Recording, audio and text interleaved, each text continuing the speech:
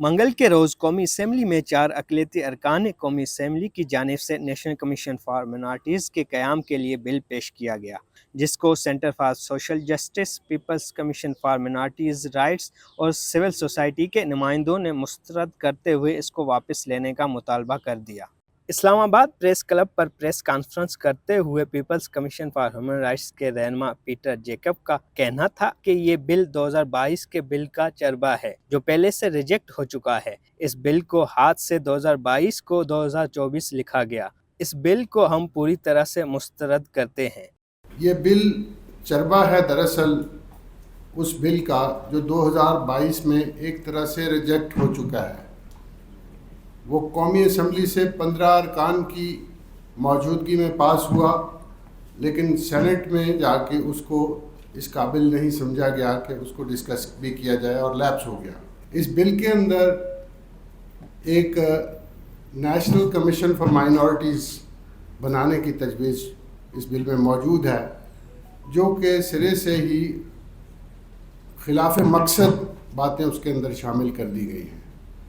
اس کی کمپوزیشن یعنی کہ اس کی رکنیت کے حوالے سے اور اس کے افعال کے حوالے سے ایسی چیزیں داخل کی گئی ہیں جو کہ ناقابل قبول ہیں۔ People's commission for minority rights کے رہنما ڈاکٹر عبدالحمید نیّر نے خطاب کرتے ہوئے کہا کہ ہمیں اس بات پر بھی اعتراض ہے کہ مذہبی اقلیتوں کے لیے بل میں دیگر مذہبی اداروں، کونسل آف اسلامک آئیڈیالوجی اور منسٹری آف ریلیجس افیئرز کے سربراہوں کو کیوں شامل کیا گیا ہے۔ یہ لوگ اپنے پرانے خیالات لے کر آئیں گے اور مزید خرابیاں پیدا کریں گے۔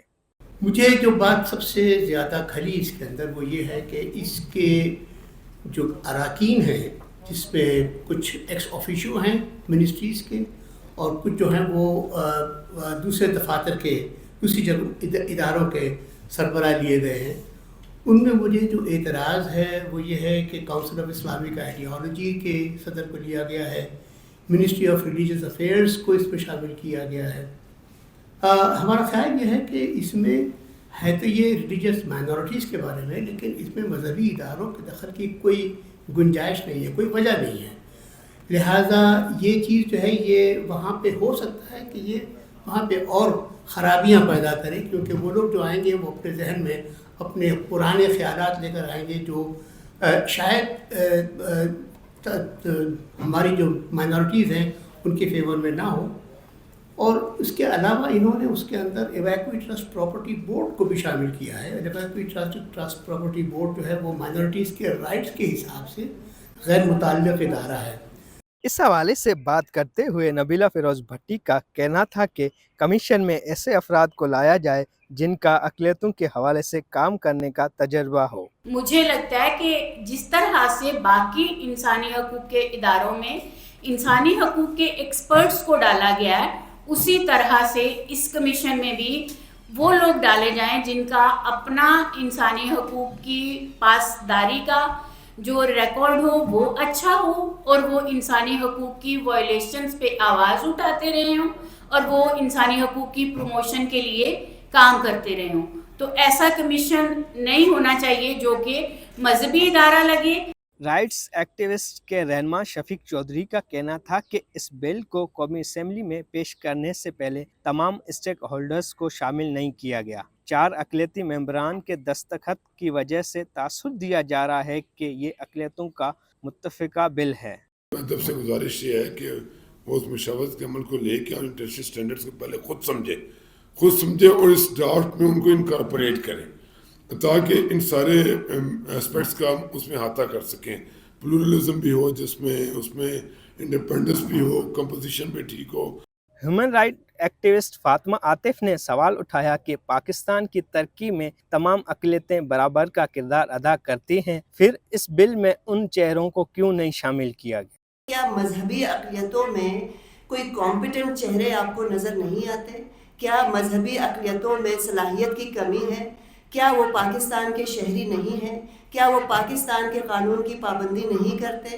کیا وہ ٹیکسز پے نہیں کرتے؟ وہ ہر طریقے سے پاکستان کی تعمیر و ترقی میں بھی اپنا رول پلے کرتے ہیں اور اس میں انتہائی ایجوکیٹڈ، کمپیٹنٹ اور بہت ہی لائق چہرے موجود ہیں۔ تو اس کمیشن میں ان کو نمائندگی کیوں نہیں دی گئی؟ الیکشن سے پہلے ان سیاسی جماعتوں نے اپنے انتخابی منشور میں یہ بات ڈالی کہ ہم جب حکومت میں آئیں گے تو اقلیتوں کے حوالے سے ایک کمیشن بنائیں گے. اگر آپ ایک کمیشن بناتے ہیں اور پھر اس کے ہاتھ پیر باندھ کر ایک ایسا کمیشن بناتے ہیں جو نہ کام کر سکے، نہ فیصلے کر سکے، نہ اس میں صحیح نمائندگی ہو، جو نہ ان ریئل سینس مذہبی اقلیتوں کی نمائندگی کرے، تو ایسا کمیشن بنانے کا کوئی فائدہ نہیں ہے. اس لیے اس فیصلے کو فوری طور پہ واپس لیا جائے. پریس کانفرنس کے دوران تمام سماجی، انسانی و اقلیتی حقوق کے اداروں کے رہنماؤں نے یہ بھی مطالبہ کیا کہ اس کمیشن کا نام صرف نیشنل کمیشن فار مائنارٹیز نہیں بلکہ national commission for minorities rights ہونا چاہیے. رانا مالی، voicepk.net، اسلام آباد. آپ کی خبر، آپ کی آواز، voicepk.net.